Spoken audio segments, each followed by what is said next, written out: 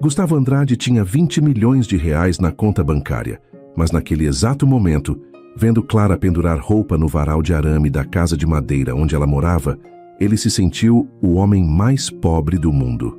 20 anos. 20 anos desde a última vez que a viu. E ali estava ela, com 42 anos como ele, os cabelos castanhos agora com fios brancos que ela não escondia, as mãos calejadas segurando um lençol surrado que já tinha sido branco, mas agora era de um tom amarelado de tantas lavagens. Ela usava um vestido simples de algodão florido, o tipo que se compra em loja de R$ 1,99, e estava descalça no quintal de terra batida, com a mesma postura ereta que ele lembrava, a mesma dignidade silenciosa de quem nunca pediu nada a ninguém, mesmo quando precisava de tudo. O coração de Gustavo bateu tão forte que doeu físico no peito. Ela estava magra demais. Não a magreza de quem frequenta a academia, mas a magreza de quem pula refeições para pagar as contas. Os ombros dela, antes tão delicados, agora estavam levemente curvados do peso de carregar a vida sozinha. E mesmo assim, mesmo com a roupa simples, a casa precisando de reforma, o quintal sem grama e cheio de poeira, ela era a mulher mais bonita que ele já tinha visto em toda a sua vida. Clara virou o rosto na direção da rua, como se sentisse que alguém estava olhando. Os olhos dos dois se encontraram. Gustavo viu o exato momento em que ela o reconheceu. Viu a cor sumir do rosto dela. Viu a mão que segurava o prendedor de roupa tremer.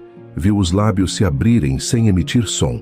Por 3 segundos, talvez 4, nenhum dos dois se mexeu. O mundo parou de girar. O barulho das crianças brincando na rua desapareceu. O som do rádio da vizinha tocando sertanejo sumiu. Existia apenas aquele momento, aqueles dois olhares se encontrando depois de 2 décadas de silêncio. Então Clara soltou o lençol que caiu no chão empoeirado, deu meia volta e entrou correndo para dentro da casa. A porta de madeira bateu com força, fazendo os vidros da janela tremerem. Gustavo ficou parado do outro lado da rua de paralelepípedo irregular, as pernas tremendo, incapaz de se mover. Tinha ensaiado esse momento 1000 vezes durante os 3 dias desde que chegou à cidade. Tinha imaginado o que diria, como ela reagiria. Imaginara que talvez ela sorrisse, ou que talvez chorasse, ou que talvez simplesmente virasse as costas com indiferença. Mas não tinha imaginado isso. Não tinha imaginado o pânico nos olhos dela. Não tinha imaginado que o simples fato de vê-la de novo ia doer tanto, ia rasgar algo dentro dele que pensou que já estava cicatrizado. Ele cruzou a rua devagar, cada passo pesando 1 tonelada. Seus sapatos de couro italiano, que custavam mais do que Clara provavelmente ganhava em 1 mês, pisavam nos paralelepípedos irregulares que ele conhecia de cor. Tinha atravessado aquela rua centenas de vezes quando tinha 17, 18, 20 anos. Tinha corrido por ali descalço quando era criança. Tinha segurado a mão de Clara caminhando devagar quando namoravam. A rua era a mesma, mas ele era um estranho nela agora. Parou em frente ao portão de madeira pintado de azul desbotado, o mesmo portão que ele tinha consertado 20 anos atrás, antes de ir embora, prometendo que voltaria logo. A tinta estava descascada, revelando camadas antigas de outras cores embaixo: verde, amarelo, branco. Cada camada era uma época diferente, uma promessa diferente, uma versão diferente de Clara esperando por algo que nunca chegava. Mentiroso. A palavra ecoou na cabeça dele com a voz do seu Manuel, o sapateiro que tinha sido como um pai. Seu Manuel que tinha morrido 3 semanas atrás e que Gustavo não tinha visto nos últimos 15 anos de vida. Mais uma promessa quebrada, mais uma pessoa abandonada, mais uma oportunidade perdida de dizer obrigado, de dizer eu te amo, de simplesmente estar presente. Antes de continuar, me conta nos comentários de que cidade você está assistindo. Adoro saber até onde essas histórias chegam. Gustavo colocou a mão no portão, sentindo a madeira áspera sob a palma. Lascas minúsculas ameaçavam fincar na pele. Respirou fundo. O ar cheirava a terra molhada da última chuva, a goiabada cozinhando na casa da vizinha, a sabão em pó do varal de Clara, e empurrou. O portão gemeu nos gonzos enferrujados, o mesmo som de 20 anos atrás, e se abriu lentamente como se também resistisse à presença dele ali. Clara! A voz dele saiu rouca, carregada de emoção que ele não conseguia controlar. Por favor, só me deixa falar com você. 5 minutos. Silêncio. A casa era pequena, Sala e quarto num cômodo só, cozinha minúscula nos fundos, banheiro que devia ter sido construído depois. Gustavo conhecia cada tábua daquela construção. Tinha ajudado a carregar madeira quando seu Zé, o pai de Clara, construiu a casinha com as próprias mãos. Tinha pintado aquela parede externa de azul quando tinha 16 anos, um domingo de sol escaldante. Clara trazendo limonada gelada e rindo quando ele deixou cair tinta no próprio cabelo. As janelas estavam fechadas agora, as cortinas de tecido barato puxadas.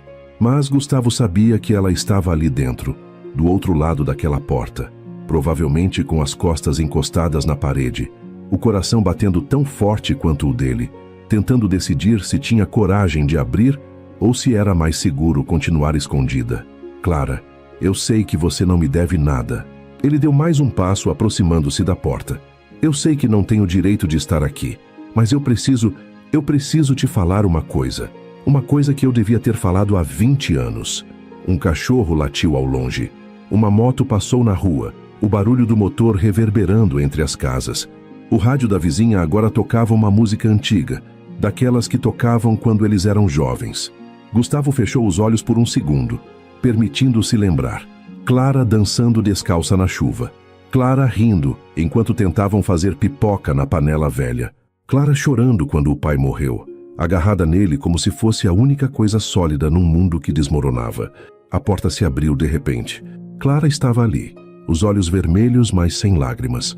O queixo erguido daquele jeito que ele conhecia tão bem. O jeito de quem aprendeu a não mostrar fraqueza, porque fraqueza era luxo que não podia pagar.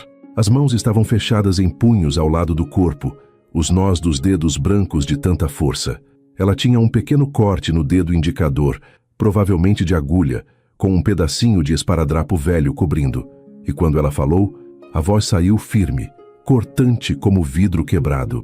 20 anos, Gustavo. Cada palavra foi pronunciada com cuidado, como se ela tivesse ensaiado também, como se tivesse imaginado esse momento tantas vezes quanto ele. 20 anos você ficou em São Paulo, construindo seu império, aparecendo na televisão, dirigindo o carro importado. E nunca, nenhuma vez, você voltou aqui.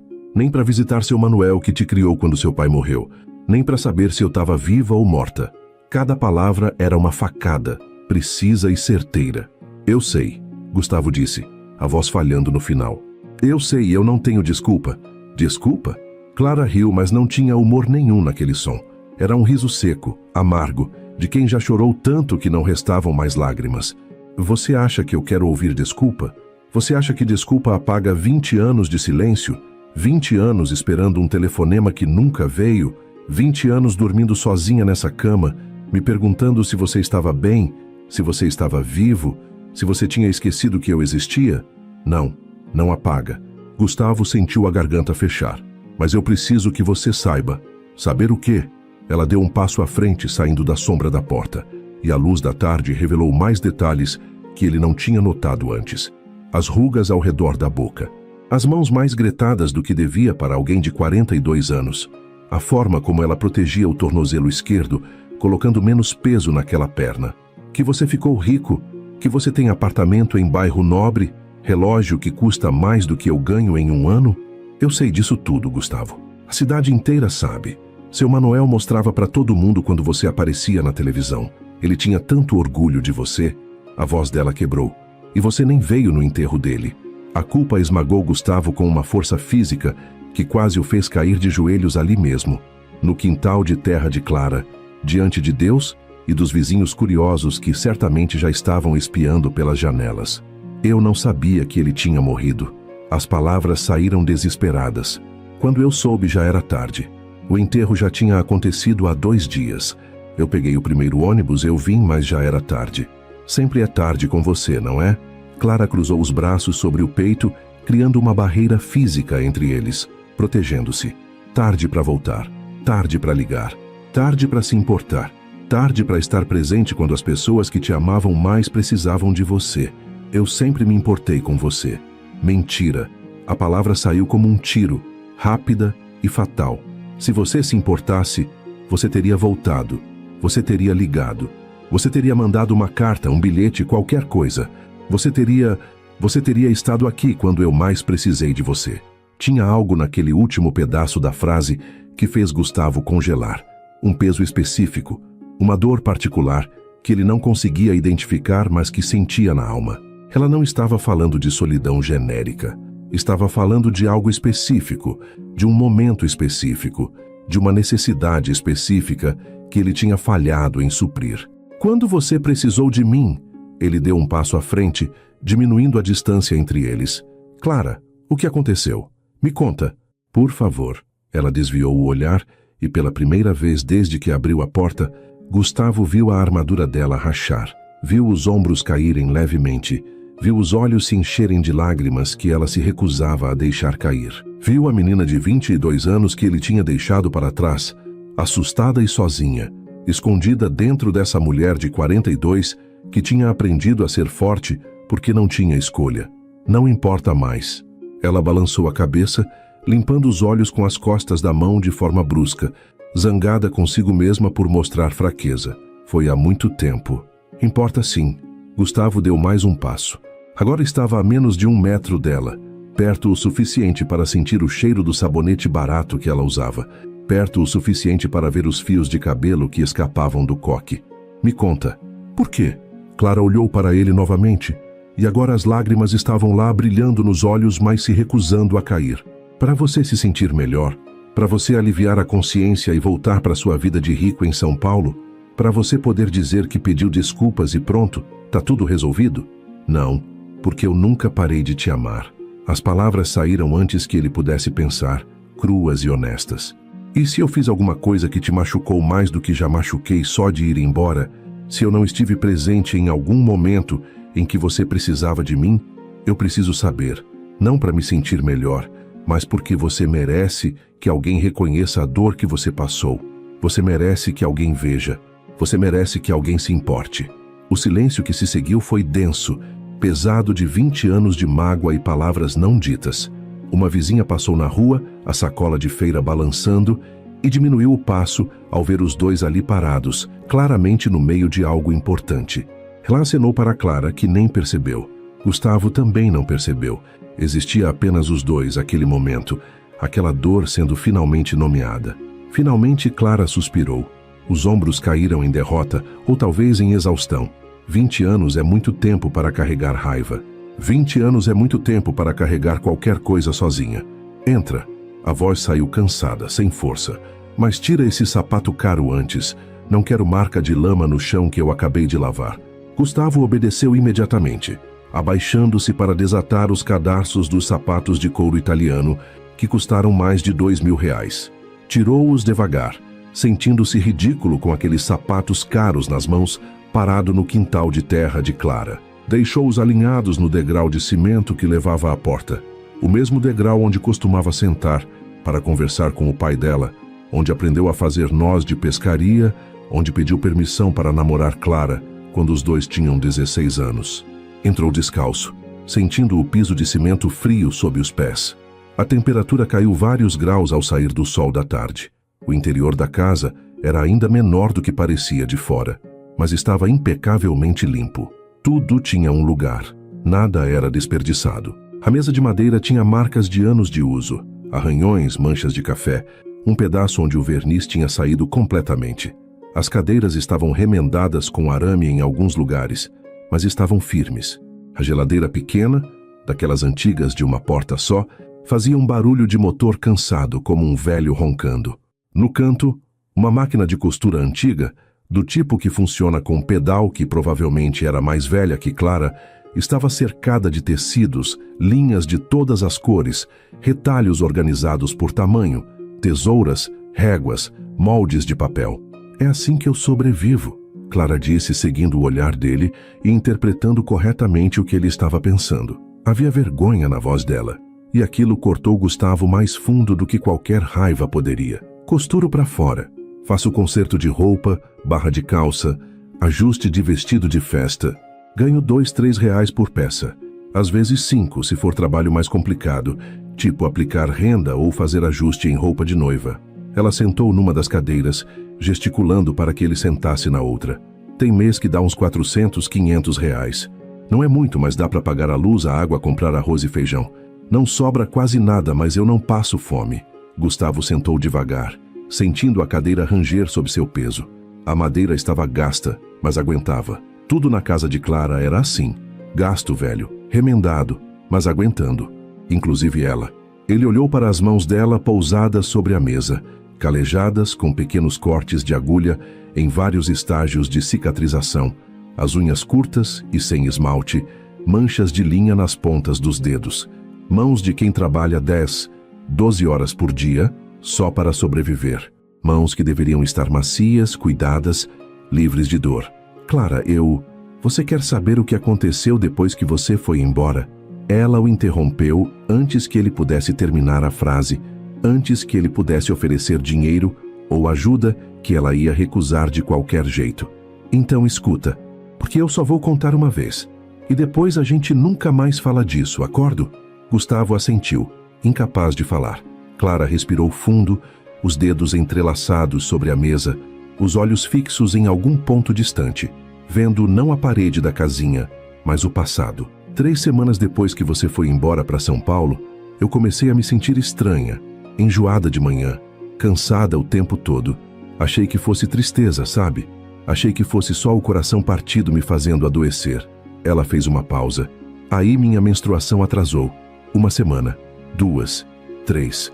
E eu soube. O mundo parou. O coração de Gustavo parou. O tempo parou. Grávida. Eu estava grávida de 2 meses. Clara falou como quem relata o clima, mas a voz tremia nas bordas, ameaçando quebrar. Eu fiquei desesperada. Você tinha ido para São Paulo sem deixar telefone, sem deixar endereço, sem dar notícia. Eu não tinha como te encontrar. Não tinha dinheiro para ir atrás de você numa cidade enorme que eu nunca tinha pisado. E minha mãe, quando ela descobriu, ela quase me botou para fora de casa. Me chamou de sem vergonha, de vagabunda, de burra. Disse que eu tinha estragado minha vida por causa de um menino que nem tinha voltado para assumir a responsabilidade. Gustavo não conseguia respirar direito. Sentia como se alguém tivesse enfiado uma mão dentro do peito dele e estivesse apertando o coração. Eu tentei esconder a barriga por um tempo. Clara continuou, a voz ficando mais baixa, mais distante. Trabalhava numa loja de tecidos na época, do seu Raimundo, sabe? Ganhava um salário mínimo e meio, o que na época dava para ajudar em casa e guardar um pouquinho. Fiquei imaginando como ia fazer, como ia criar uma criança sozinha. Se você ia aparecer um dia e eu ia poder te contar, se você ia ficar feliz ou com raiva, se você ia querer voltar ou se ia me mandar embora. Ela engoliu seco, a garganta trabalhando. Aí, com 4 meses, eu comecei a sangrar. Clara, a voz dele saiu estrangulada. Era de noite. Minha mãe tinha saído para cuidar da tia Glorinha que estava doente. Eu estava sozinha em casa, sentindo uma dor que eu nunca tinha sentido na vida. Uma dor que parecia que estava me partindo ao meio. As lágrimas começaram a cair agora, silenciosas, escorrendo pelo rosto dela, sem que ela fizesse nada para impedir. Tentei ir para o hospital a pé porque não tinha dinheiro para táxi, e o ônibus não passa aqui de noite. Mas eu desmaiei no meio do caminho. Foi Dona Conceição que me encontrou. Ela estava voltando da novena. Me viu caída na calçada com sangue escorrendo pelas pernas. Gustavo sentiu algo se despedaçar dentro dele. Algo que nunca mais ia poder ser consertado. Quando eu acordei no hospital já era tarde da manhã. Minha mãe estava sentada na cadeira ao lado da cama, com a cara mais dura que eu já tinha visto. E a médica entrou e me disse que tinham tentado, mas não tinha dado. Aborto espontâneo. 4 meses de gestação. Era um menino. Clara limpou as lágrimas com as costas da mão, mas elas continuavam caindo. Eu nem sabia que eles conseguiam saber o sexo com 4 meses, mas era um menino. Nosso filho. E ele se foi antes mesmo de eu poder segurar, antes de eu poder ver o rostinho, antes de você poder saber que ele existiu. Eu não sabia. As palavras saíram quebradas, inúteis. Clara, eu juro por Deus que eu não sabia. Se eu tivesse sabido, eu sei que você não sabia. Como ia saber? Você estava em São Paulo, ocupado demais construindo sua vida nova para lembrar da namorada idiota que deixou para trás. Não tinha acusação na voz dela agora. Só dor, só cansaço. Eu tentei te encontrar depois. Pedi ajuda para todo mundo que eu conhecia que tinha parente em São Paulo. Dona Eunice ligou para o sobrinho. Seu Antônio perguntou para os amigos da igreja. Mas ninguém sabia onde você estava. Era como se você tivesse sumido do mapa. E depois de um tempo, Eu cansei de procurar, cansei de esperar, cansei de sofrer. Eu precisava sobreviver. E para sobreviver, eu precisava parar de te amar. Gustavo não sabia o que dizer. Não existiam palavras para isso. Não existia desculpa, não existia explicação, não existia forma de desfazer o que tinha sido feito, ou o que não tinha sido feito. Meu pai tinha morrido, ele disse finalmente, sabendo que não era o suficiente, mas precisando dizer mesmo assim. Ataque cardíaco fulminante. Ele morava em São Paulo sozinho. A gente não falava faz anos, porque ele tinha bebido a herança toda, e eu estava com raiva dele. Mas quando morreu, eu era o único parente vivo. Tive que ir às pressas cuidar do enterro, dos papéis da herança, que era só dívida. Um apartamento minúsculo, cheio de conta atrasada e ameaça de despejo. Eu fiquei num albergue por meses, porque não tinha dinheiro nem para pensão. Trabalhava de dia numa loja de eletrônicos. De noite lavava prato num restaurante. De madrugada fazia curso técnico de informática que era de graça. Eu dormia 4 horas por noite. Comia pão velho que o padeiro ia jogar fora. Usava a mesma roupa por 1 semana porque não tinha outra. Clara o escutava em silêncio agora, o rosto cansado, as lágrimas secando nas bochechas. Eu ia voltar, Gustavo continuou, as palavras saindo atropeladas, desesperadas. Eu juntei dinheiro para passagem de ônibus. Demorou quase 1 ano, mas eu juntei. E quando eu voltei aqui, você tinha mudado de número. Sua mãe bateu a porta na minha cara, disse que você não queria me ver nunca mais, que eu tinha estragado sua vida. Seu Manuel me disse a mesma coisa. Disse que era melhor eu ir embora e deixar você em paz, porque você estava tentando refazer a vida. Eu fiquei 3 dias na cidade, dormindo na rodoviária, esperando te ver na rua, mas você não apareceu. E eu desisti. Achei que você tinha me esquecido. Achei que você tinha encontrado alguém melhor. Achei que era melhor eu sumir de vez e deixar você ser feliz. Clara olhou para ele por um longo momento, os olhos vermelhos e inchados. Eu nunca disse que não queria falar com você. Eu não aguentava mais esperar. A voz saiu tão baixa que era quase um sussurro. Não aguentava mais sentir esperança toda vez que o telefone tocava, toda vez que alguém batia na porta. Eu pedi para minha mãe não deixar você entrar se você voltasse porque eu precisava sobreviver. E para sobreviver, eu precisava parar de esperar. Precisava parar de acreditar que você ia voltar. Porque toda vez que eu acreditava e você não vinha, um pedaço de mim morria. Os dois ficaram em silêncio. O barulho do motor da geladeira. O som distante de criança brincando na rua. Um cachorro latindo. A vida normal da cidade seguindo seu curso enquanto ali dentro, naquela casinha pequena, 20 anos de dor e mal entendido, finalmente vinha à tona. Eu sinto muito, Gustavo disse finalmente, a voz quebrada. Eu sinto muito por não ter estado aqui, por não ter sabido, por não ter lutado mais para voltar, por não ter te procurado, por ter deixado você passar por tudo isso sozinha, por ter deixado você perder nosso filho sozinha. Não tem desculpa, não tem explicação que seja boa o suficiente. Eu falhei com você, em tudo. Eu também sinto, Clara respondeu. E pela primeira vez desde que ele chegara, ela não soava zangada. Apenas cansada, profundamente, completamente cansada. Sinto por ter desistido tão rápido, por não ter tentado mais, por ter mandado você embora quando você voltou, por ter deixado a mágoa me consumir todos esses anos, a ponto de eu não conseguir deixar ninguém mais entrar, por ter desperdiçado 20 anos vivendo no passado, em vez de tentar construir um futuro.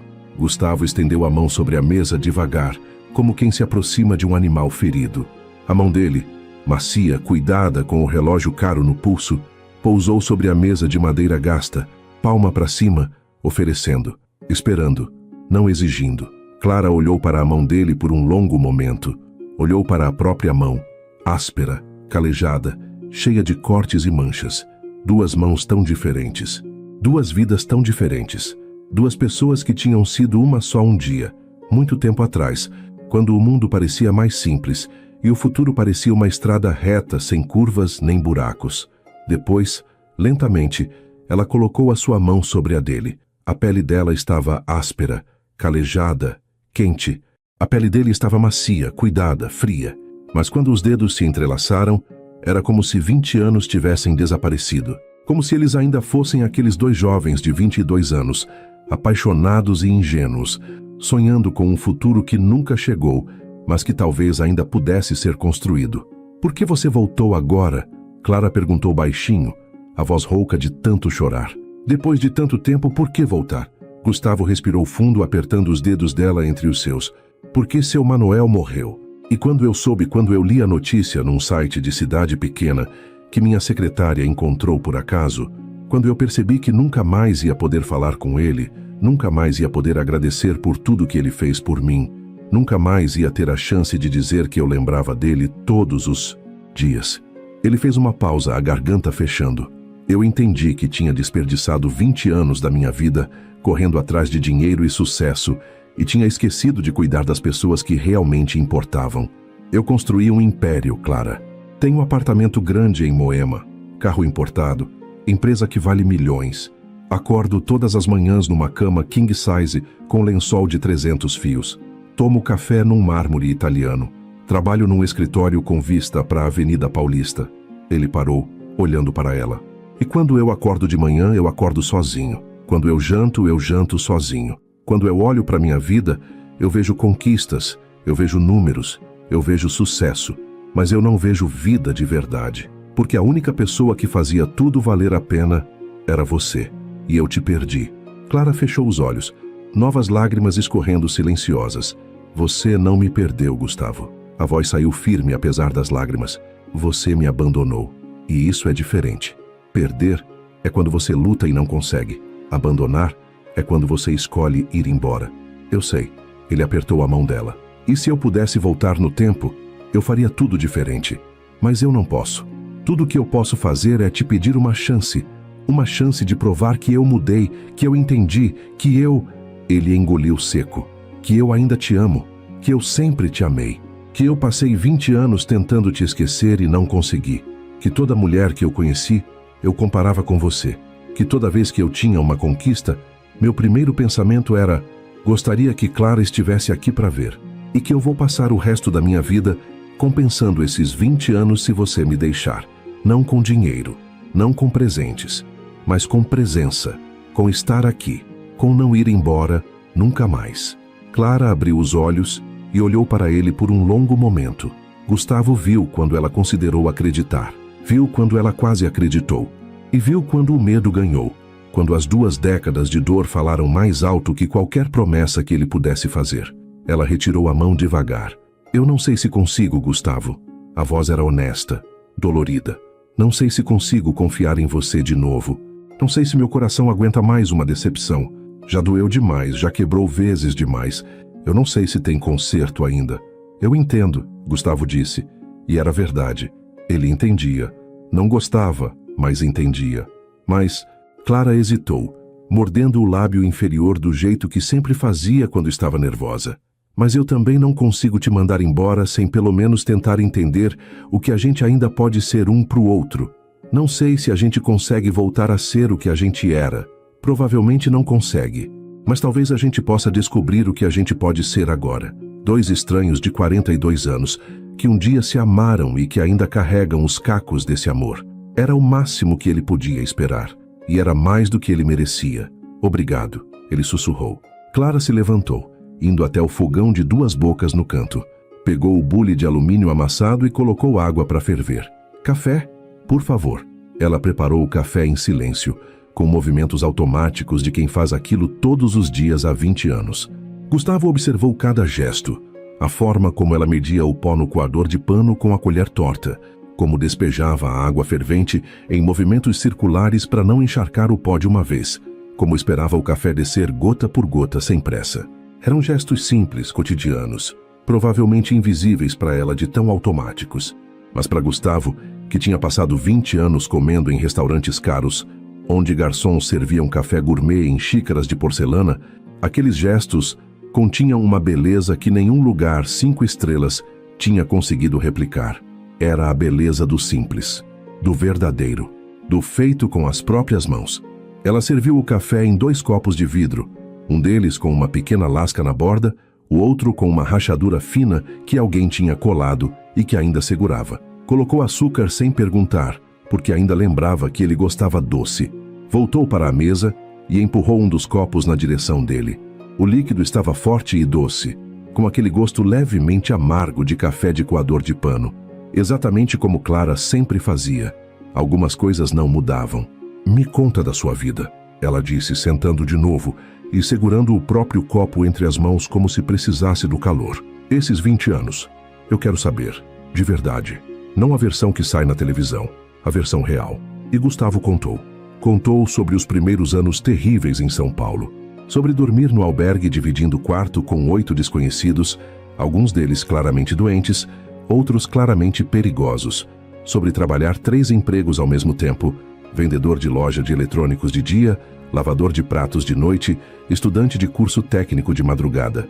Sobre as noites sem dormir, as refeições puladas, as roupas sujas vestidas de novo porque não tinha outra, o frio de São Paulo que ele não estava preparado para enfrentar, a solidão de estar numa cidade de 12 milhões de pessoas e não conhecer ninguém. Contou sobre o curso técnico de informática que fez à noite numa escola pública que oferecia curso grátis para quem não tinha condições de pagar. Sobre o primeiro computador que comprou com dinheiro emprestado de um agiota que cobrava juros absurdos. Sobre as primeiras linhas de código que escreveu, tropeçando, errando, aprendendo sozinho porque não tinha ninguém para ensinar. Sobre a primeira página de internet que construiu para um restaurante do bairro por R$50. Sobre como aquilo virou 2 clientes, depois 5, depois 10. Contou sobre a primeira empresa que abriu na garagem de um amigo que tinha feito no albergue. 2 computadores velhos, uma mesa de porta apoiada em tijolos, trabalho 16 horas por dia, 7 dias por semana, sem feriado, sem descanso, sem vida além do trabalho. Sobre o primeiro grande contrato com uma empresa de médio porte que precisava de um sistema interno. Sobre como aquilo mudou tudo. Sobre o dia em que conseguiu alugar um escritório de verdade, pequeno, mas seu. Sobre a empresa crescendo, um funcionário de cada vez, um cliente de cada vez, até se tornar referência no mercado. Contou sobre o sucesso que veio devagar e depois rápido demais. Sobre o primeiro milhão na conta. Sobre a sensação de olhar para o extrato e não acreditar que aquele número era real. Sobre comprar o apartamento em Moema e se sentir vazio andando pelos cômodos vazios. Sobre o carro importado que dirigiu pela primeira vez e que não trouxe a alegria que ele imaginava. Sobre aparecer na televisão falando de empreendedorismo e tecnologia e se sentir uma farsa, porque por dentro ainda era o menino pobre de cidade pequena que não sabia usar garfo de sobremesa. Mas também contou sobre a solidão profunda, densa, que nenhuma conquista conseguia preencher. Sobre as namoradas que passaram pela vida dele, bonitas, inteligentes, bem-sucedidas, mas que nunca chegaram perto do que ele sentiu por Clara. Sobre terminar todo o relacionamento no mesmo ponto, quando a outra pessoa falava de futuro, de casamento, de construir algo juntos, e ele percebia que não conseguia imaginar isso com ninguém que não fosse Clara.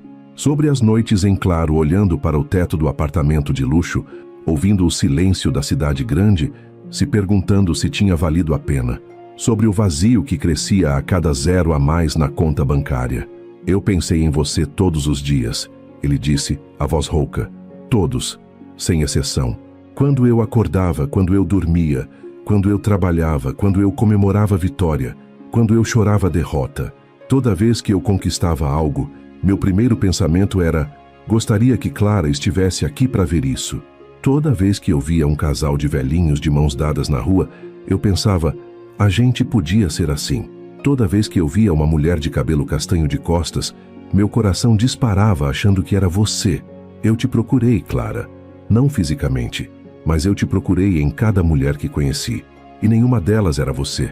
Porque eu tinha escolhido o dinheiro, tinha escolhido o sucesso, tinha escolhido a ambição e tinha perdido você no processo. E nenhuma quantidade de dinheiro conseguiu preencher o buraco que você deixou. Clara ouviu tudo em silêncio, sem julgamento, sem interrupção. Quando ele terminou, ela ficou um tempo olhando para o café no copo, vendo o vapor subir em espirais finas. "Sabe o que é engraçado?" ela disse finalmente, a voz baixa. "Todos esses anos eu fiquei imaginando que você tinha me esquecido, que você tinha encontrado alguém melhor, mais bonita, mais educada, mais sofisticada. Alguém que fazia sentido na sua vida de empresário rico. Alguém que sabia qual garfo usar em jantar chique. Alguém que falava inglês e viajava para fora e entendia do seu mundo. E saber que você também sofreu, que você também ficou sozinho, que você também se sentiu vazio. Ela olhou para ele. Não sei se isso me faz sentir melhor ou pior. Espero que te faça sentir menos sozinha, Gustavo disse, porque eu carreguei essa dor sozinho por 20 anos, e você também. E talvez a gente possa começar a carregar juntos daqui para frente, não desfazer o passado, mas construir algo novo com os pedaços quebrados que sobraram. Clara não respondeu diretamente, mas também não disse não. E naquele momento, aquilo era o suficiente. Os dias seguintes foram estranhos e delicados como vidro fino. Gustavo continuou hospedado na única pousada da cidade, um sobrado antigo na praça central, reformado mas ainda cheio de história, com piso de taco que rangia e janelas de madeira que não fechavam direito, mas passava as tardes na casa de Clara. Ele não tentou forçar nada, não tentou apressar nada, não tentou comprar perdão com presentes ou dinheiro. Apenas ficava ali, presente, ajudando em pequenas coisas que precisavam ser feitas. Consertou a torneira da cozinha que pingava havia meses, desperdiçando água que Clara não podia pagar. Trocou as telhas quebradas do telhado, que deixavam a chuva entrar e manchar o teto. Pintou o portão azul que estava descascando, usando a mesma tinta barata que ela usava, sem trocar por coisa mais cara. Lixou e envernizou a mesa da cozinha, tirando as manchas de anos, sem revelar que tinha comprado verniz novo porque o dela tinha secado. Pequenas coisas, coisas práticas, coisas que mostravam que ele estava disposto a trabalhar, a suar, a sujar as mãos. Clara observava tudo com uma mistura de desconfiança e algo que parecia querer ser esperança, mas tinha medo de admitir. Às vezes ela ajudava, segurando a escada enquanto ele trocava telha, passando ferramenta quando ele pedia. Outras vezes ela continuava costurando, fingindo não prestar atenção, mas olhando de canto de olho, testando, esperando que ele desistisse, que ele se cansasse do trabalho braçal, que ele mostrasse quem realmente era.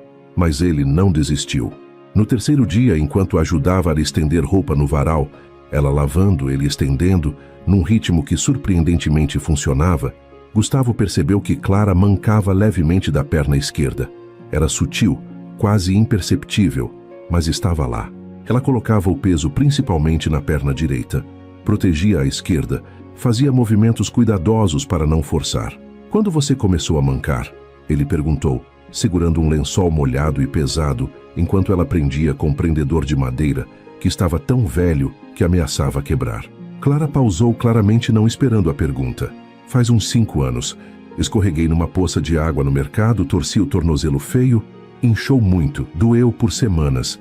Como não tinha dinheiro para médico, fiquei tratando em casa com gelo e pomada. Melhorou, mas nunca voltou a ser como era. Ficou meio torto. Dói quando vai chover, quando fico muito tempo em pé, quando caminho muito. Ela deu de ombros como se fosse coisa sem importância. É assim, a gente se acostuma. Gustavo sentiu a culpa apertar o peito como uma morsa. 5 anos ela estava assim. 5 anos sentindo dor todo dia. 5 anos mancando porque não tinha dinheiro para médico. E ele tinha gasto mais de 100 mil reais trocando de carro no ano passado, porque o modelo antigo tinha ficado ultrapassado. Eu posso pagar um médico agora. As palavras saíram antes que ele pudesse pensar. Ortopedista, fisioterapia, cirurgia se precisar. Raio-X, ressonância, o que você precisar. A gente marca ainda essa semana. Eu não quero seu dinheiro, Gustavo. Clara o interrompeu, a voz firme, mas não zangada. Ela parou de estender roupa e olhou para ele com aquela firmeza que ele conhecia tão bem. Eu já te disse, não quero seu dinheiro. Não é sobre dinheiro, é sobre cuidar de você. É sobre você não precisar sentir dor. Eu não quero seu dinheiro. Ela repetiu, mais firme, colocando as mãos na cintura. Se você quer me ajudar, ajuda com as mãos. Conserta o que está quebrado, pinta o que está descascado, carrega o que está pesado.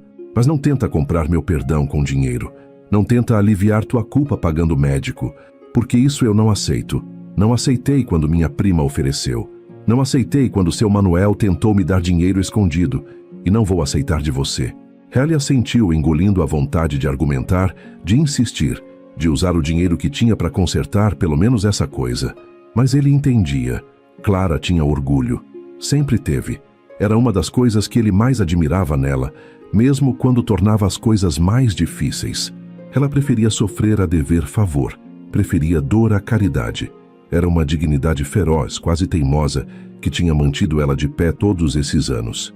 Tá bom, ele disse, sem dinheiro, mas eu vou fazer massagem nesse tornozelo todo dia até melhorar. E você não vai reclamar porque massagem não custa nada.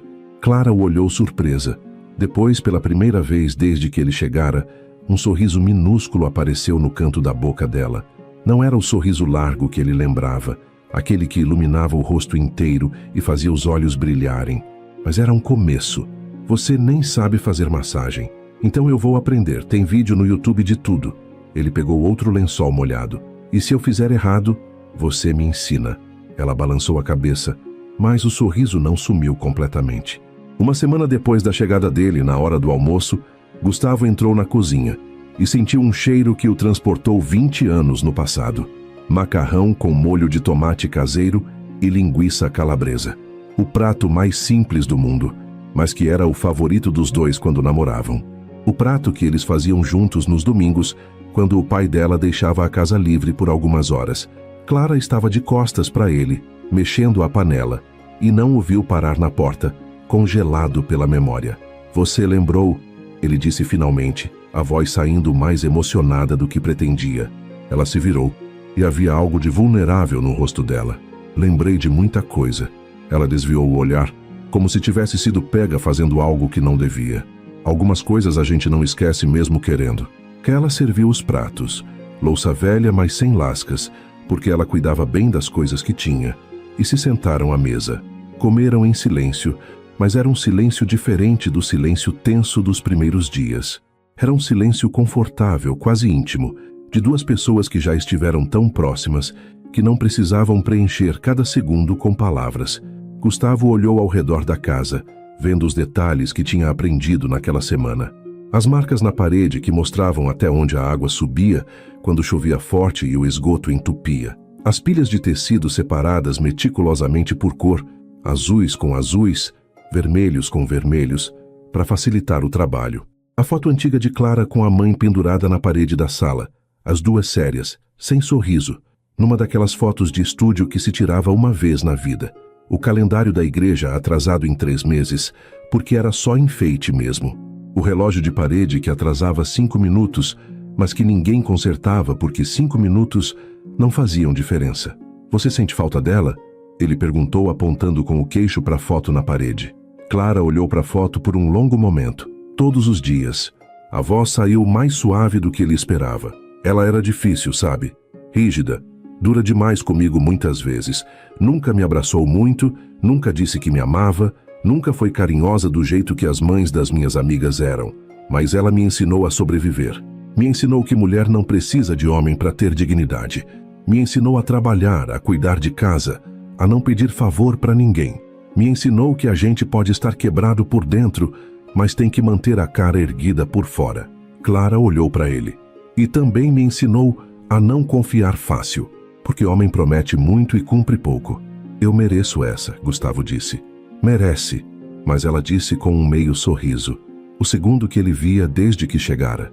Mas eu também mereço ouvir que nem todo homem é igual, que às vezes a gente julga todo mundo pelo erro de um, que eu passei 20 anos achando que todo homem ia me abandonar porque você me abandonou. E agora? Agora eu não sei. Ela empurrou a comida no prato com o garfo. Você tá aqui há uma semana. Uma semana é fácil. Qualquer um consegue ser bom por uma semana. A pergunta é, você ainda vai estar aqui daqui 1 mês? Daqui 6 meses? Daqui 1 ano? Ou você vai cansar dessa vida simples e voltar para o seu apartamento de luxo em São Paulo? Era uma pergunta justa, e Gustavo sabia que só o tempo podia responder de verdade. Palavras eram fáceis. Promessas eram fáceis. Ficar era difícil. Eu não sei te prometer o futuro, ele disse honestamente, mas eu posso te prometer hoje, e amanhã, e depois de amanhã, um dia de cada vez. E se você me deixar, eu vou te provar dia por dia que eu mudei, que eu entendi, que eu não vou embora. Clara assentiu devagar, como se estivesse considerando, pesando, decidindo se podia confiar.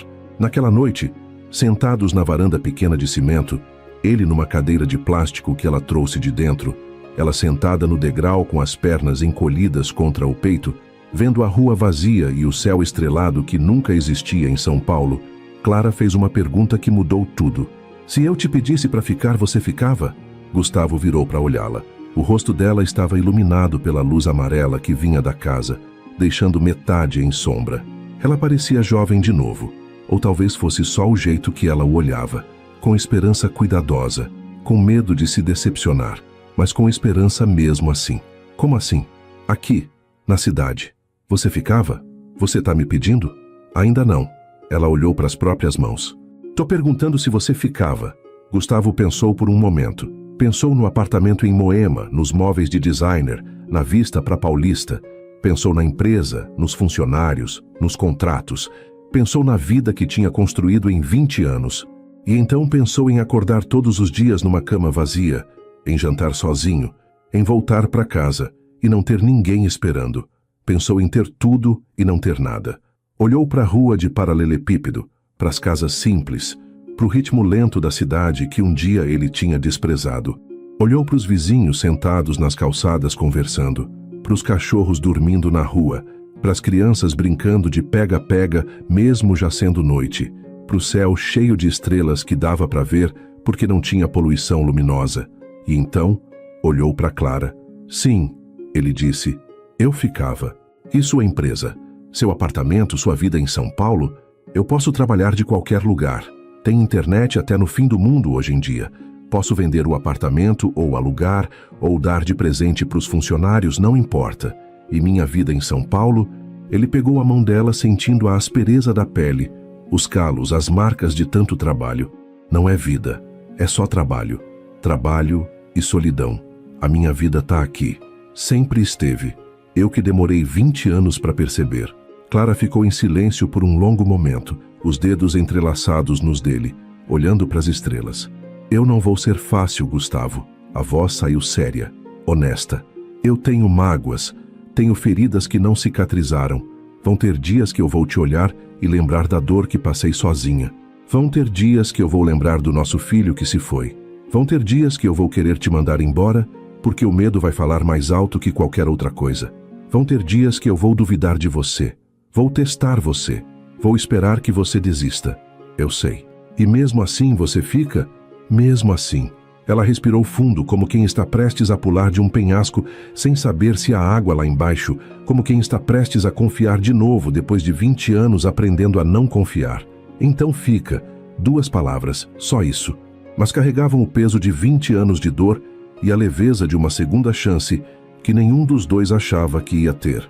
E foi assim, numa varanda simples de cimento, numa noite de céu estrelado em Minas Gerais, que Gustavo Andrade tomou a decisão mais importante da sua vida. Não foi em sala de reunião com executivos, não foi assinando contrato milionário, não foi comprando apartamento de luxo ou carro importado, foi sentado ao lado da mulher que nunca tinha deixado de amar, com a mão dela na dele, prometendo ficar. Os meses seguintes foram de reconstrução lenta e cuidadosa, como quem reconstrói casa antiga, tijolo por tijolo, com paciência, sem pressa. Gustavo vendeu o apartamento em Moema por um valor que fez o corretor quase ter ataque cardíaco de felicidade. Delegou a gestão da empresa para os sócios de confiança que já tocavam o dia a dia mesmo, mantendo apenas consultoria remota algumas horas por semana. Trouxe o que era importante: computadores, roupas, alguns livros, e doou o resto. Comprou uma casa na mesma rua de Clara. Não muito grande, não ostensiva, sem luxo desnecessário. 3 quartos simples, sala, cozinha, banheiro, quintal com espaço para plantar. Pagou à vista com dinheiro que para ele não fazia diferença, mas que para a vendedora idosa significava nunca mais ter que se preocupar com nada. Reformou aos poucos, com as próprias mãos quando podia, contratando mão de obra local quando não podia, sempre consultando Clara sobre cores, sobre materiais, sobre cada decisão. Ele não pediu para ela morar com ele. Sabia que era cedo demais, que ela precisava de tempo, que confiar de novo não acontecia de uma hora para outra. Então, ele ficou na casa dele, ela ficou na dela, e aos poucos a distância de 3 casas foi diminuindo. Ele tomava café na casa dela, ela jantava na casa dele. Eles assistiam novela juntos, faziam compra juntos no mercado, iam na missa de domingo que ele não frequentava há 20 anos. Gustavo abriu uma pequena empresa de consultoria em tecnologia que atendia clientes de todo o Brasil remotamente. trabalhando 4 horas por dia e ganhando em um mês o que Clara ganhava em um ano. Ele ofereceu ajudar financeiramente, não como esmola, mas como parceria, mas ela recusou. Então ele ajudou de outros jeitos. Comprou máquina de costura nova e disse que era presente de aniversário atrasado de 20 anos. Contratou ela para fazer cortinas para a casa dele e pagou o triplo do valor normal. Indicou ela para todas as amigas da dona da pousada que precisavam de costureira. Clara, com mais trabalho chegando e percebendo que não dava conta sozinha, contratou 2 mulheres da vizinhança para ajudar. Dona Aparecida, 58 anos, viúva, que sabia fazer crochê como ninguém. E Joana, 23, mãe solteira de 2 filhos que precisava de emprego que pudesse fazer em casa. Transformou um cômodo da casa nova de Gustavo, com permissão dele que ficou feliz em ajudar, em pequeno ateliê. 3 máquinas de costura, mesa grande para cortar tecido, estante com linhas e retalhos organizados, café sempre pronto. Mas a parte mais difícil não foi reconstruir a vida material, foi reconstruir a confiança. Houve dias em que Clara acordava de manhã, via Gustavo na cozinha fazendo café e tinha que sair do cômodo porque a memória batia forte demais. Memória de acordar sozinha por 20 anos. Memória da manhã em que percebeu que estava grávida e ele não estava ali. Memória de todas as manhãs em que desejou que ele voltasse e ele não voltou. Houve noites em que ela chorava baixinho no banheiro, lidando com a dor antiga que ainda pulsava, que provavelmente sempre pulsaria. Dor de perda, dor de abandono, dor de 20 anos tentando esquecer alguém que ela nunca conseguiu esquecer. Houve momentos em que ela o afastava, física e emocionalmente, com medo de se entregar completamente e ser abandonada de novo. Momentos em que ela testava ele, criava distância de propósito, esperava que ele desistisse para confirmar o que sempre suspeitou, que ninguém fica, que todo mundo vai embora no final. E Gustavo aprendeu a ter paciência. Paciência que ele nunca teve nos negócios, onde tudo era urgente e rápido e agora. Aprendeu a dar espaço quando ela precisava. Aprendeu a ficar quieto quando ela precisava de silêncio. Aprendeu a abraçar quando ela precisava de conforto. Aprendeu que amar não era só sobre grandes gestos românticos que vinham fácil, mas sobre estar presente nos momentos pequenos e difíceis. Fazer café pela manhã quando ela acordava cansada, ouvir sobre o dia dela mesmo quando estava exausto, segurar a mão dela sem motivo, provar todos os dias em cada pequena ação que ele ficaria. Um ano depois de voltar, numa tarde de domingo quente de janeiro, Gustavo e Clara estavam no quintal da casa dele, plantando pés de manjericão, hortelã e alecrim que ela queria ter. Ela ensinando, ele aprendendo, os dois com as mãos sujas de terra suando no sol da tarde, discutindo sobre qual era o melhor lugar para cada muda. Mais para a esquerda, ela disse. Manjericão gosta de sol o dia inteiro. Então a gente põe ele aqui no centro. Não, porque aí vai fazer sombra no alecrim. Clara, tem espaço para tudo, mas tem que ser do jeito certo. Gustavo olhou para ela, os cabelos presos num rabo de cavalo desalinhado, o rosto vermelho de calor, a blusa velha suja de terra, e sentiu o peito apertar de amor. Amor diferente do que sentiu quando tinha 22. Não era mais aquele amor urgente, desesperado, que achava que ia morrer se ficasse longe dela. Era um amor mais profundo, mais sólido. Amor que conhecia a dor, amor que tinha sobrevivido à ausência, amor que escolhia ficar todos os dias. Você tá rindo de quê? Clara perguntou, percebendo o sorriso dele. De você, mandona com as plantas. Alguém tem que ser. Você não sabe nada de horta. Eu sei, ele disse, pegando a mão dela, a mão suja de terra, calejada, linda. Mas eu aprendo, e você me ensina. Clara olhou para ele por um longo momento. E então, pela primeira vez em um ano, ela disse, eu te amo. Não foi planejado. Não foi num momento romântico perfeito com pôr do sol e música de fundo. Foi no meio do quintal, sujos de terra, suando, discutindo sobre temperos. Foi real, foi verdadeiro, foi escolhido. Demorei para conseguir falar de novo, ela continuou, a voz tremendo. Mas é verdade, eu te amo. Não do mesmo jeito de 20 anos atrás. A gente não é mais aqueles meninos, mas eu te amo do jeito que a gente é agora, com as cicatrizes, com as mágoas, com tudo que passou. Eu te amo mesmo sabendo que vai doer às vezes. Eu te amo mesmo tendo medo. Eu te amo porque escolho te amar. Eu também te amo. Gustavo disse, as lágrimas escorrendo sem vergonha. Sempre amei, nunca parei, nem por um dia, e vou continuar amando até o último dia da minha vida.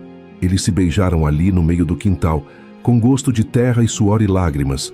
Um beijo que tinha gosto de perdão, de recomeço, de promessa cumprida, de amor que tinha morrido e ressuscitado mais forte. 2 anos depois de voltar, numa manhã de sábado ensolarada, Gustavo acordou e Clara estava na cozinha dele. Não era incomum. Ela passava a maioria das noites ali agora, tendo finalmente concordado em morar juntos 6 meses atrás. Mas ela estava mais quieta que o normal, apenas olhando pela janela, o café esquecido na mão. "Tudo bem?" ele perguntou, abraçando ela por trás. "Hoje faz 21 anos", ela disse baixinho. Ele não precisou perguntar de quê, sabia. Era o aniversário do bebê que não nasceu, o filho que eles perderam, a dor que nunca ia sarar completamente, mas que tinha aprendido a carregar com mais leveza. 21, ela repetiu. Ele ia fazer 21 hoje. Ia ser homem. Talvez tivesse sua cara ou minha. Talvez gostasse de futebol ou de música ou de computador como você. Talvez a gente fosse planejar festa, comprar presente, comemorar. "Eu sei", Gustavo disse, apertando ela mais forte. "Eu penso nisso também. Todos os anos. Você se lembra? Sempre. Aniversário e dia que você me contou. 2 dias que eu marco no calendário todo ano e deixo um espaço vazio só para sentir a falta dele." Clara virou nos braços dele, os olhos vermelhos, mas sem lágrimas. "Não me arrependo de ter te perdoado", ela disse. "Quero que você saiba disso. Mesmo nos dias difíceis, mesmo quando a dor ainda dói, eu não me arrependo, porque a gente não pode mudar o passado, mas a gente pode escolher o futuro, e eu escolho você. Escolho a gente." Eles ficaram abraçados na cozinha, ouvindo o café esfriar, deixando a dor do passado dividir espaço com o amor do presente. Não apagando a memória, mas aprendendo a viver com ela. Naquela tarde, foram juntos ao cemitério. Gustavo nunca tinha ido. Não sabia nem se existia túmulo, se tinha nome, se tinha lugar físico para visitar. Mas Clara levou ele até um cantinho no cemitério municipal, embaixo de um pé de ipê amarelo, onde tinha uma pequena cruz de madeira desgastada pelo tempo com um nome talhado à mão, João Miguel. Flores silvestres plantadas ao redor, cuidadas por ela todos esses anos. João era nome do seu pai, Gustavo disse, a voz embargada. E Miguel era nome do seu, Clara respondeu. Eu não conseguia escolher um só, então coloquei os 2. Eles ficaram ali por um tempo, em silêncio, honrando a memória do filho que não conheceram. Gustavo pela primeira vez. Clara pela 100ª vez, mas a primeira vez não sozinha. 3 anos depois de voltar, numa noite de junho fria em Minas Gerais, Gustavo e Clara estavam na varanda da casa, cobertos com um cobertor velho, vendo o céu limpo cheio de estrelas. Ela estava costurando mesmo no escuro, porque tinha prazo a cumprir. Ele estava lendo um livro à luz do abajur que tinha trazido para fora.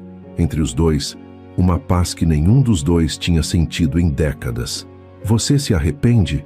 Clara perguntou de repente, sem tirar os olhos da costura. Não era a primeira vez que ela perguntava. Não seria a última. E Gustavo já sabia a resposta de cor. De quê? De ter deixado tudo em São Paulo. De ter trocado a vida de milionário por isso aqui. Ela gesticulou para o quintal escuro, para a rua vazia, para a simplicidade que era a vida deles agora. Gustavo colocou o livro de lado e olhou para ela. Ela tinha 50 anos agora, mas continuava linda. Os cabelos estavam mais brancos, as rugas mais profundas, as mãos mais marcadas, mas para os olhos dele, ela era perfeita. Usava a aliança simples de prata que ele tinha dado 2 anos atrás, num pedido de casamento sem ajoelhar, sem pompa, apenas uma pergunta honesta numa tarde qualquer. Casa comigo? Clara, eu passei 20 anos da minha vida construindo um império. Conquistei tudo o que achei que queria. Ganhei mais dinheiro do que conseguia gastar. Tive apartamento de luxo, carro importado, empresas de sucesso. E sabe qual foi o único dia em que me senti verdadeiramente feliz nesses 20 anos? Qual? Nenhum. Porque eu construí tudo aquilo em cima de uma mentira. A mentira de que dinheiro preenche o vazio. A mentira de que sucesso compensa a solidão. A mentira de que conquistas profissionais são mais importantes que conexões humanas. E não são. Nunca foram. Ele se aproximou segurando o rosto dela entre as mãos. Esses 3 anos aqui contigo foram mais reais, mais vivos. Mais felizes do que 20 anos em São Paulo, porque aqui eu tenho você. Tenho vizinhos que me conhecem pelo nome. Tenho Dona Conceição me trazendo bolo todo domingo. Tenho as crianças da rua me chamando de tio. Tenho vida de verdade. E você sempre foi a única coisa que me fazia sentir vivo de verdade. Clara colocou a costura de lado e beijou ele devagar. Um beijo que tinha gosto de 3 anos de reconstrução, de perdão escolhido todos os dias, de amor que tinha sobrevivido a tudo. Eu te amo, ela sussurrou. E não me canso de dizer agora que aprendi a dizer de novo. Eu também te amo. Sempre amei e vou amar até parar de respirar. Naquela noite, deitados na cama que agora dividiam todas as noites, ouvindo os grilos cantarem lá fora e o vento nas folhas da mangueira do quintal, Gustavo pensou em tudo que tinha ganho e perdido na vida. Pensou nos 20 anos desperdiçados, nas oportunidades perdidas, nas escolhas erradas, no filho que nunca conheceu, na dor que causou, no tempo que perdeu. Mas também pensou em estar ali, naquele momento, com a mulher que amava dormindo ao seu lado numa casa que era deles, numa vida que tinham escolhido juntos, numa comunidade que os acolheu, num amor que tinha resistido a 20 anos de separação e tinha voltado mais forte. E percebeu que tinha aprendido a lição mais importante de todas, que riqueza não se mede em dinheiro, mas em amor, que sucesso não se mede em conquistas profissionais, mas em quem está ao seu lado no fim do dia, que voltar não é fracasso, é coragem, que pedir perdão não é fraqueza, é força, que recomeçar não é desistir do passado, é escolher o futuro. Gustavo Andrade tinha sido milionário, tinha tido apartamento de luxo, carro importado, vida de empresário de sucesso, tinha aparecido na televisão, fechado contratos que mudavam mercados, construído o império do zero. Mas só quando voltou ao interior, só quando reencontrou Clara na pobreza que ela nunca escolheu, mas enfrentou com dignidade, só quando aprendeu que amar é sobre ficar e não sobre partir, só quando entendeu que presença vale mais que presente, que tempo vale mais que dinheiro, só então ele se tornou verdadeiramente rico, porque tinha descoberto que o maior tesouro do mundo não estava num cofre, numa conta bancária ou numa mansão. Estava na mão calejada de uma mulher que tinha esperado 20 anos sem saber se ele voltaria. Estava no perdão que ela escolheu dar mesmo quando tinha todo o direito de não dar. Estava no amor que resistiu ao tempo, à distância, à dor, à perda. Estava nos dias comuns, nos gestos pequenos, nos cafés da manhã divididos, nas discussões sobre onde plantar manjericão, nas tardes de domingo sem fazer nada, na paz de acordar ao lado de alguém que escolhe você todos os dias. E isso sim, valia mais do que todos os milhões do mundo. Se essa história tocou seu coração de alguma forma, escreve uma única palavra nos comentários: recomeço. Quero saber quantas pessoas essa história alcançou hoje. Agora me conta, qual foi o momento que mais te emocionou? Quando Gustavo descobriu sobre a gravidez perdida? Quando Clara finalmente disse, então fica? Quando ela confessou que ainda o amava plantando manjericão? Ou quando os dois visitaram o túmulo do filho juntos pela primeira vez? E não esquece de me dizer de qual cidade você está assistindo. Já recebi comentários de todo o Brasil, e isso me emociona toda vez. Se você acredita que nunca é tarde para pedir perdão e recomeçar, dá um like nesse vídeo. Se conhece alguém que precisa ouvir que o amor verdadeiro resiste ao tempo e que presença vale mais que dinheiro, compartilha com essa pessoa. E se você quer mais histórias que mostram que a bondade, o perdão e a coragem de voltar transformam vidas, se inscreve no canal e ativa o sininho. A gente se encontra na próxima história. Até lá, cuida do teu coração e nunca desista de quem você ama. Nunca é tarde para voltar. Nunca é tarde para recomeçar.